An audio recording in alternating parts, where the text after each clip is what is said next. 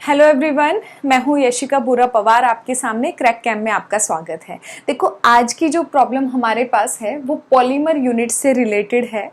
हम पॉलीमर के जितने क्वेश्चन अभी तक आए हैं एक एक करके उनको धीरे धीरे डिस्कस करेंगे। अगले पेपर से पहले ही डिस्कस कर लेंगे। हम हर रोज़ की एक प्रॉब्लम, दो प्रॉब्लम या 2 दिन में एक प्रॉब्लम, इस तरह से कवर अप कर लेंगे। डिपेंड करेगा कि क्वेश्चन कितना बड़ा है। अब देखो, आपके पास जो आज की प्रॉब्लम है वो दिसंबर 2011 CSIR नेट के एग्जाम से पूछी गई है। अगर अभी तक के सभी पेपर को आप उठाते हो तो टोटल 34 क्वेश्चन हैं जो पेपर के अंदर पूछे गए हैं। चाहे आप CSIR नेट का एग्जाम उठाओ या गेट का एग्जाम उठाओ या फिर टाइप का पेपर उठाओगे, सबके अंदर टोटल पॉलीमर यूनिट से आज तक 34 क्वेश्चंस पूछे गए हैं। और अगर आप टॉपिक की बात करते हो तो कुछ ही टॉपिक आपके पास हैं जो बार बार क्वेश्चन जहां से आ रखे हैं आपके पास, उनको हम धीरे धीरे डिस्कस करेंगे, आपको पता चल जाएगा। और सबसे एंड में एक वीडियो वो बनाकर दूंगी जहां से क्वेश्चन आने की प्रोबेबिलिटी आपको मिलेगी। ठीक है, तो बने रहिएगा। इन क्वेश्चंस को जरूर रिवाइज करना क्योंकि 4 नंबर के अंदर क्वेश्चन पूछे गए हैं आपसे मैक्सिमम टाइम। तो 4 नंबर CSIR नेट में बहुत मायने रखते हैं। एक एक नंबर हाफ आपको पता है इंपॉर्टेंस क्या है नंबर की। एक एक नंबर, आधा आधा नंबर भी बहुत मायने रखता है पॉइंट्स के अंदर जब हम कट ऑफ को देखते हैं। ठीक है, तो देखो आज की जो प्रॉब्लम है ध्यान से देखना क्या है। The addition polymerization of M, जो आपके पास मोनोमर है, इन्वॉल्व द फॉलोइंग स्टेप। एक आपके पास कुछ स्टेप दे रखे हैं पॉलीमराइजेशन के, जहां पर I आपको इनिशिएटर के बारे में इंडिकेट करता है और R आपको फ्री रेडिकल के बारे में बताता है। रिएक्शन में देखो क्या है, इनिशिएटर से स्टार्ट हुई रिएक्शन, K1 आपके पास रेट कांस्टेंट है, आपके पास R यहाँ पर रेडिकल आपके पास फॉर्म हो गया जो कि आपके पास इनिशिएशन स्टेप है। इसका मतलब क्या है कि ये आपके पास क्या है, स्लो स्टेप है। यहाँ पर जो आपके पास फ्री रेडिकल बना उसने आपके पास मोनोमर के साथ रिएक्ट किया और RM बनाया। फिर RM ने फिर से मोनोमर के साथ रिएक्ट कराया, RM2 बनाया। फिर से जो आपके पास बना उसने फिर से रिएक्ट किया, आपके पास इस तरह से पॉलीमर की पूरी चेन आपके पास बन गई। तो ये कुछ स्पेसिफिक स्टेप इन्होंने यहाँ पर दिखा रखे हैं। उसके बाद देखो ध्यान से क्या लिखा हुआ है, the rate constant for the free radical formation is 2 × 10⁻³ पर सेकेंड। इसने आपके पास रेट कांस्टेंट की बात बता दी जहां पर फ्री रेडिकल फॉर्मेशन हुआ है। अब देखो यहाँ पर रेडिकल कहाँ फॉर्मेशन हुआ है, R क्या है, फ्री रेडिकल है। कहाँ पर फॉर्म हुआ है, पहले स्टेप के अंदर आपके पास है। इसका मतलब ये जो रेट कांस्टेंट आपको दिखा रखा है वो आपके पास किसकी वैल्यू है, इस K1 की वैल्यू है। तो लिख लेते हैं साथ के साथ, K1 की वैल्यू आपको कितनी दे रखी है, 2 × 10⁻³ पर सेकेंड आपके पास वैल्यू दे रखी है। आगे पढ़ो, the initial concentration of the initiator is 10⁻³ मोल पर डेसीमीटर क्यूब आपके पास है। अब देखो आपके पास कंसंट्रेशन इनिशिएटर की दे रखी है। इसका मतलब जो I की कंसंट्रेशन है, इनिशिएटर की कंसंट्रेशन है, कितनी आपके पास है, 10⁻³ आपके पास दी हुई है।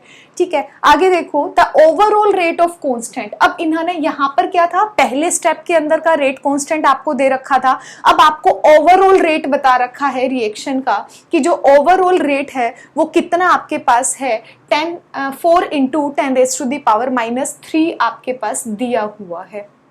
ठीक है, पर सेकेंड इसकी यहाँ पर यूनिट है।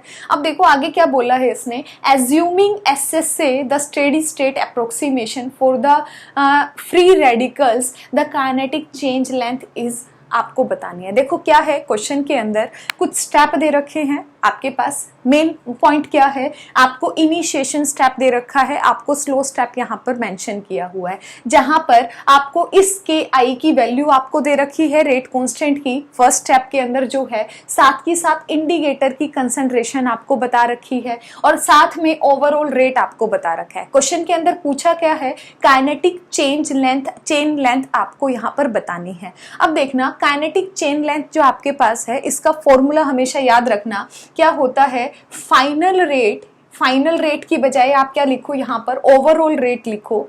ओवरऑल रेट अपॉन में इनिशियल रेट के इक्वल आपके पास होती है। ध्यान रखना हमेशा काइनेटिक चेन लेंथ आपके पास किसके इक्वल होगी, ओवरऑल रेट अपॉन में इनिशियल रेट के इक्वल आपके पास होगी। अब देखो अगर आपको इनिशियल रेट निकालना है तो केमिकल काइनेटिक्स पे जाना पड़ेगा। आपको पता है इनिशियल जो आपके पास रेट है K1 की वैल्यू आपके पास है, अगर मैं आपके पास ये रेट कांस्टेंट दिया है, यहाँ पर क्या है इनिशियल रेट आपके पास है। तो फर्स्ट इक्वेशन से जब भी मैं इनिशियल रेट को लिखती हूँ तो कैसे लिखती हूँ, रेट क्लास है आपके पास K1, इसका क्या है रेट कांस्टेंट है, इनटू में जो भी रिएक्टेंट होता है उसकी कंसंट्रेशन को मेंशन करते हैं। यहाँ पर क्या है आपके पास I है, इसकी कंसंट्रेशन लेंगे क्योंकि यहाँ पर 1 दिया हुआ है तो पावर में भी क्या चला जाता है 1 आपके पास। तो सिंपल क्या लिख सकती हूँ कि जो इनिशियल रेट है किसके इक्वल है, K1 इंटू I की कंसंट्रेशन के इक्वल है। अब देखो ओवरऑल रेट है वो आपको दे ही रखा है। ओवरऑल रेट कितना है आपके पास 4 इंटू 10⁻³ आपके पास है, अपॉन में इनिशियल रेट क्या है K1 इंटू I की कंसंट्रेशन। तो देखो K1 कितना है आपके पास 2 इंटू 10⁻³ आपके पास है। I की कंसंट्रेशन देखो 10⁻³ आपके पास है। क्या करोगे 2 से 2 आपके पास कैंसिल आउट होगा, ये आपके पास कैंसिल आउट हो गए। इसको अगर मैं ऊपर लेकर जाऊंगी तो क्या हो जाएगा 2 इंटू 10⁻³ हो जाएगा। 10⁻³ का मतलब क्या होता है 1000, 2 मल्टीप्लाई 1000 कितना हो जाएगा 2000 आपके पास हो जाएगा। तो आंसर में मैच करो, आपके पास 2000 कहां पर है, ए के अंदर है, इसका मतलब ए आपके पास क्या हो जाएगा, यहां पर करेक्ट आंसर आपके पास हो जाएगा। क्लियर है, सिंपल बिल्कुल। अगर आपको थोड़ा बहुत पता है, आगे वाले क्वेश्चंस भी ऐसे होंगे, अगर आपको कुछ फॉर्मूलाज पता है वहां से पॉलीमर के क्वेश्चन आप इजीली सॉल्व कर पाओगे। अगर आप CSIR नेट या गेट के पेपर उठाओगे, आपसे ये नहीं पूछता कि ये वाला पॉलीमर है इसका आप मोनोमर बताओ, वो IIT जैम आपके पास है, एम्स वगैरह इन सब पेपर के अंदर पूछ लिए जाते हैं। लेकिन यहाँ पर क्या है, आपको उससे आगे का पार्ट थोड़ा एडवांस पॉलीमर आपसे पूछा जाता है, तो उसमें कुछ न्यूमेरिकल पोर्शन है जहां से क्वेश्चन बहुत सारे आपसे पूछे गए हैं, तो उन पे फोकस करना आपका बहुत जरूरी है। तो सिंपल था, इस क्वेश्चन के अंदर कुछ भी नहीं था। अगर आपको इतना पता था कि जो काइनेटिक चेन लेंथ है वो आपके पास ओवरऑल रेट अपॉन में इनिशियल रेट के इक्वल है, तो सिंपल था, ओवरऑल रेट आपको दे रखा है, इनिशियल रेट क्या होगा K1 मल्टीप्लाई आपके पास I की कंसंट्रेशन। सिर्फ आपने वैल्यूज को पुट किया है और आंसर कितना आ गया 2000 आपके पास आंसर आ गया।